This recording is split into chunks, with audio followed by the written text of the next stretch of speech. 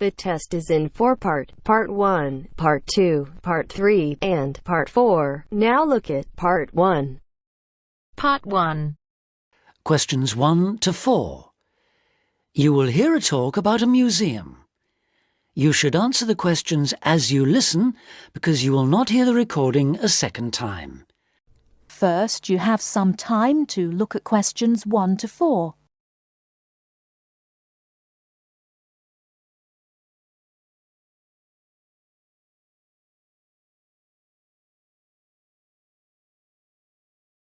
Listen carefully and answer questions 1 to 4.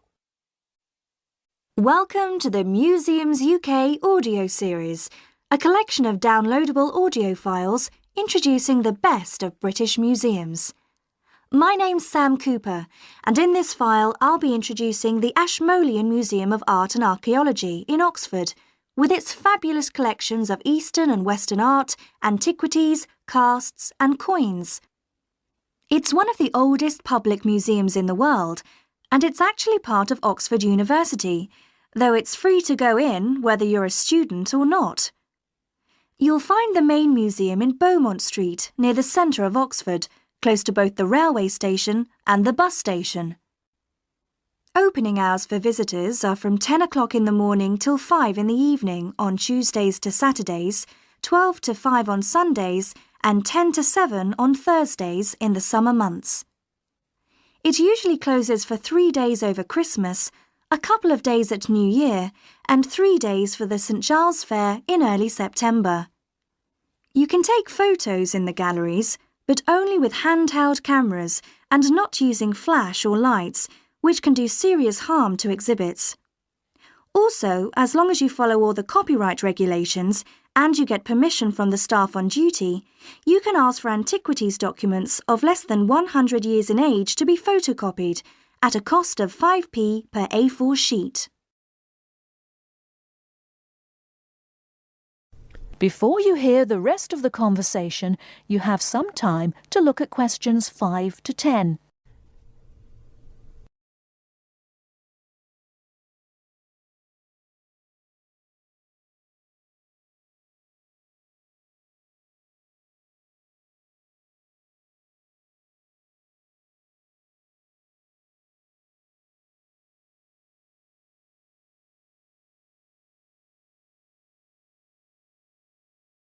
Now listen and answer questions 5 to 10.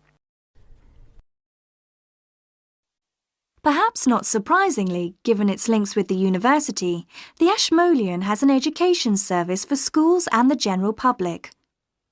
Activities include guided group visits, which for adults last 60 minutes and cost £4 each.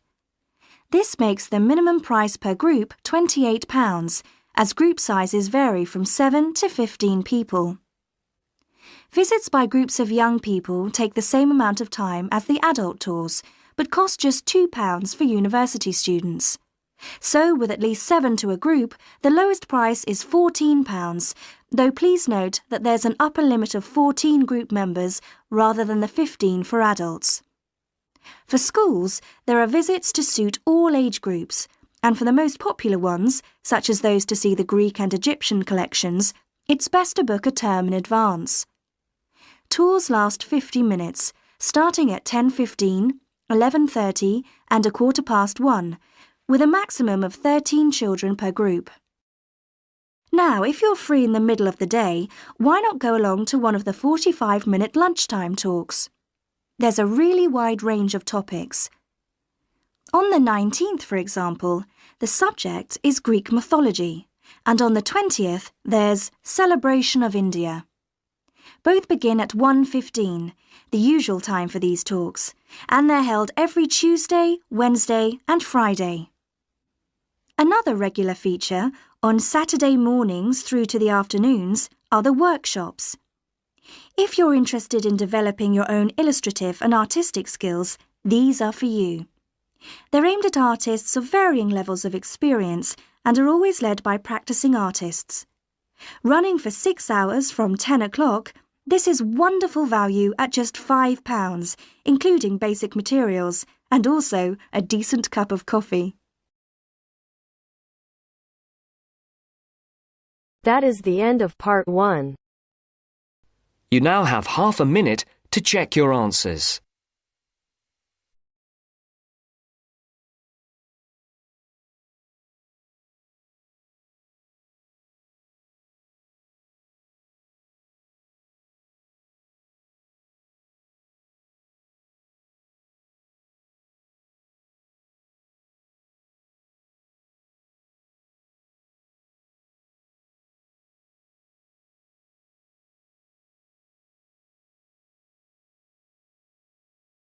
Now turns to part 2. Part 2. You will hear a man, Martin Hill, phoning an estate agent in order to find some accommodation. First, look at questions 11 to 14.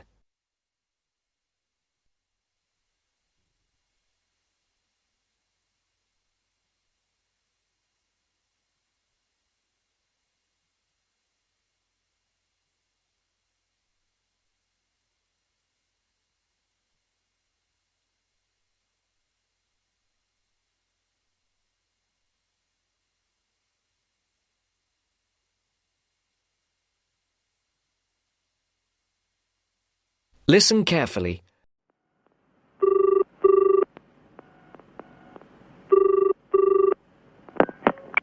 Hello, Brindle's estate agents here.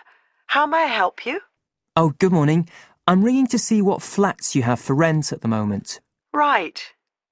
Can I start by just taking your name, Mr. Hill. Martin Hill. Right.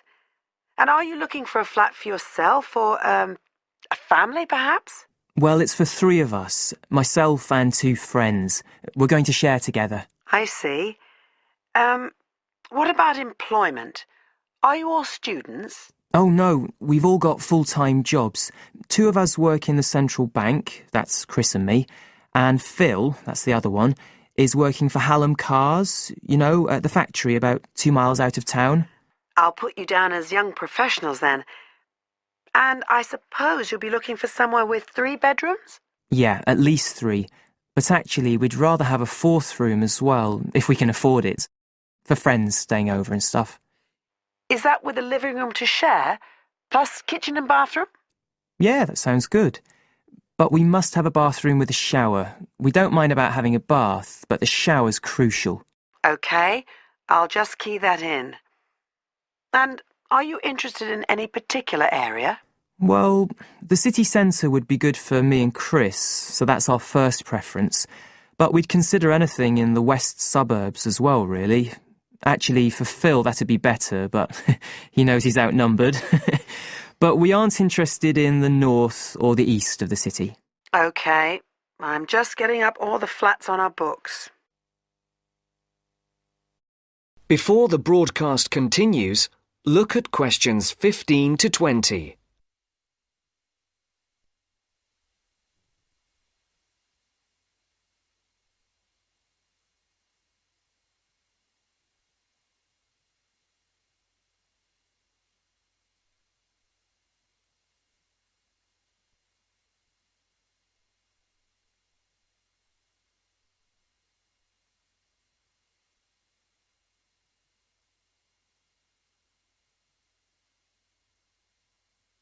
You will now listen to the second part of the talk.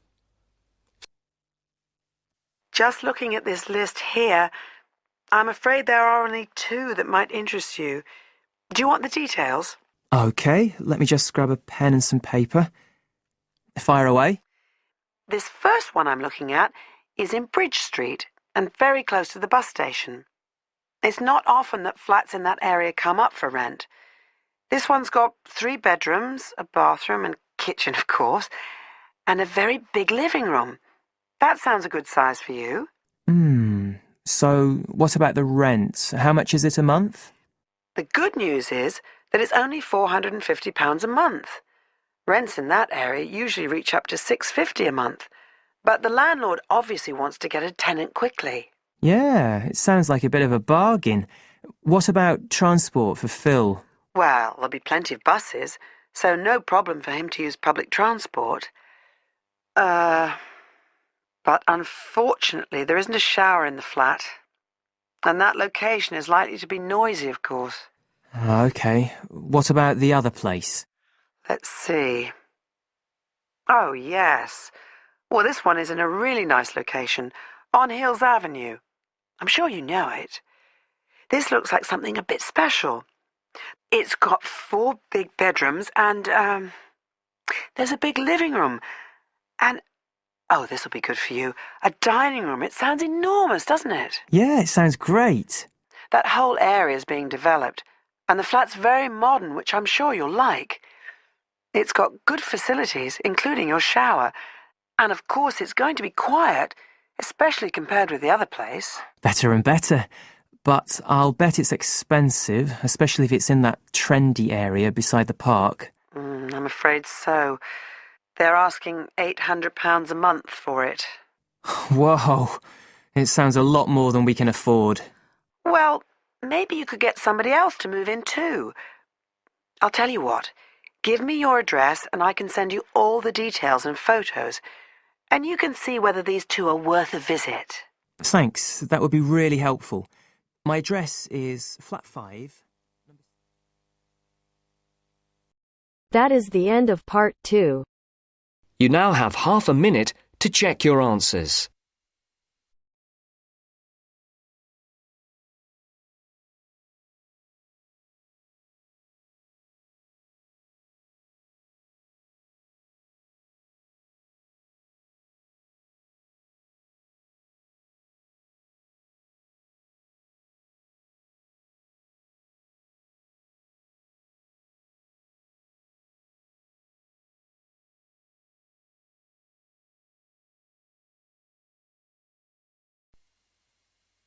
Now turns to part 3. Part 3. You will hear an expert on birds talking about sparrows, one of the most common bird species in urban and suburban environments around the world. The expert discusses some possible causes for their declining numbers. First, you have some time to look at questions 21 to 26.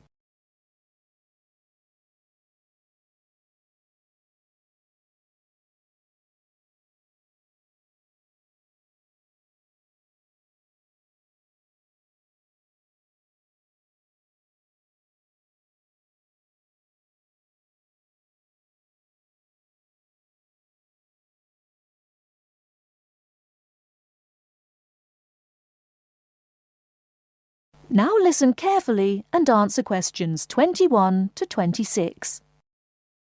Some people dislike sparrows and see them as annoying pests in their neighbourhood. Others see them as an interesting part of the urban environment. Love them or hate them, it could be that the familiar scene of these birds flying, hopping and chirping in our city streets will soon become a thing of the past. Until recently, there were so many sparrows around that people tried all kinds of methods to get rid of them. But it now seems that many people are starting to worry about the declining numbers of sparrows in many cities around the world. Over the past 20 or 30 years, sparrows have been disappearing throughout many parts of the world. In Britain, since the 1920s, the overall population of sparrows has declined by 92%. In London, they were once so plentiful that people who conducted regular surveys did not bother to count them because they were simply too common. Now there are none. This decline has also been recorded in some cities in continental Europe, parts of North America, and India as well. Some people will be surprised at this, as they probably still see many sparrows in their local neighbourhood. But whereas some suburbs may have large numbers of sparrows, in the next suburb there may be none. So, why are they disappearing rapidly in some areas, yet still exist in large numbers in others? Well, it is a bit of a mystery. Some say it is due to local issues. There are a number of factors here, one of which is harassment or predation. Other local animal species harass them and domestic cats hunt them for food. Secondly, there is increased competition both for food and for nesting sites from other seed-eating birds in the neighbourhood. And thirdly, it is now more difficult for sparrows to make nests in modern buildings due to more effective modern building methods. Before you hear the rest of the talk, you have some time to look at questions 27 to 30.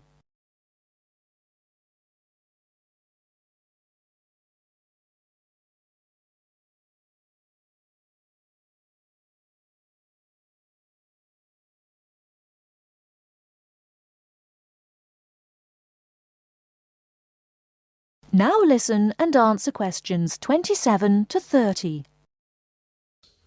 Recent studies suggest that another reason may be related to a problem with the breeding success of the sparrows. Although they continue to breed, the young nestlings keep dying.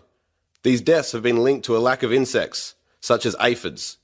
This decrease in the availability of insects, it is believed, then causes the young nestlings to die of starvation or dehydration.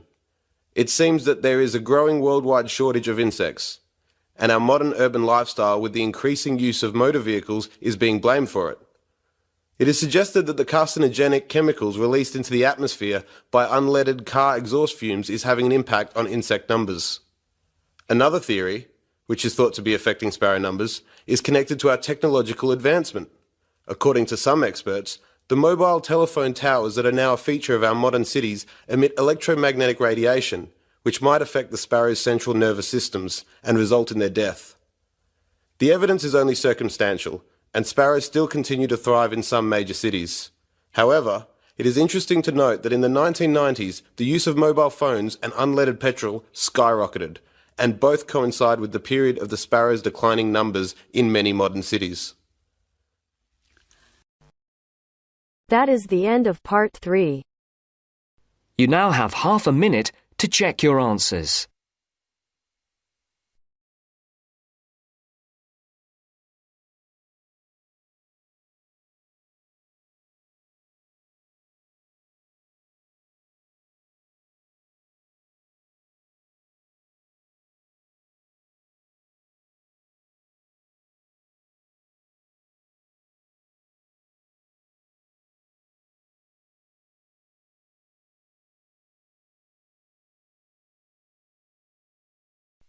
Now turns to part 4. Part 4. You will hear a lecture about geotourism. You have 30 seconds to look at questions 31 to 34.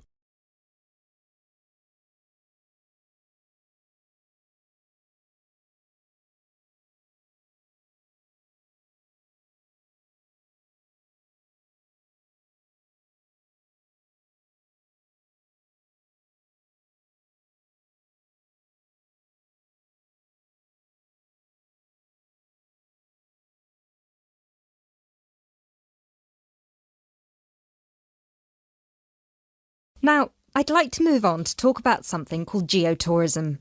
Geotourism is very basically leveraging the benefits of tourism for local communities. I would just like to give you a couple of statistics which are very illustrative of the current situation with regard to young travellers and international tourism. Firstly, tourism has an impact on more people worldwide than any other industry. Indeed, it has an impact on 1 in every 2 people, either directly or indirectly. The second statistic is that in global tourism, there is a 97% economic leakage. This means that if you spend £100 on going on holiday, normally only £3 of that money will actually reach the people who are giving you the services and the accommodation, for example, in the destination.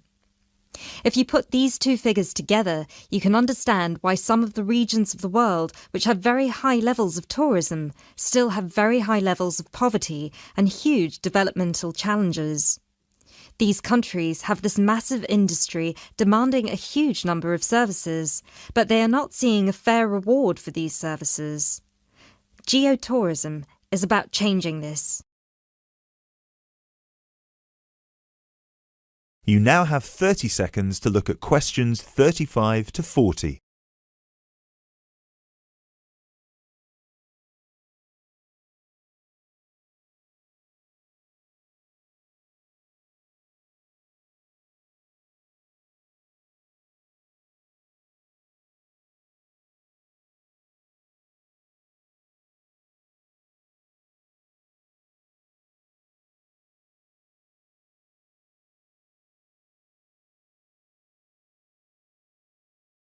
Projects are now being developed with financial organisations such as the World Bank. One of these involves developing a technology platform which is bringing grassroots travel products such as hotels, locally owned hotels, not global chains, very locally owned tour operators to the international travel market, therefore avoiding the middlemen. These middlemen often cut them out of the market completely or just make their business unsustainable. Another way that geotourism can be promoted is through the niche travel market of volunteering. These days, a significant number of older teenagers want to spend a gap year, either between school and university or university and employment. Often, these people want to spend some or all of their year volunteering, but they either don't have the money or don't feel inclined to pay the main volunteering organisation businesses the fee they require, which can be as high as £3,500. What they are looking for is an organisation who can connect them with people on the ground, who can suggest worthwhile local projects. So, this is a real win-win scenario. The organisers charge a small flat fee, which then goes to the local contact. Thus, the local contact gets a very good commission just for one customer. The customer is also saving a large amount of money and time, both of which they can give to the projects they end up working on. There is still quite a long way to go before poverty in the most popular of tourist areas is eradicated, but a focus on this type of geotourism could provide an answer.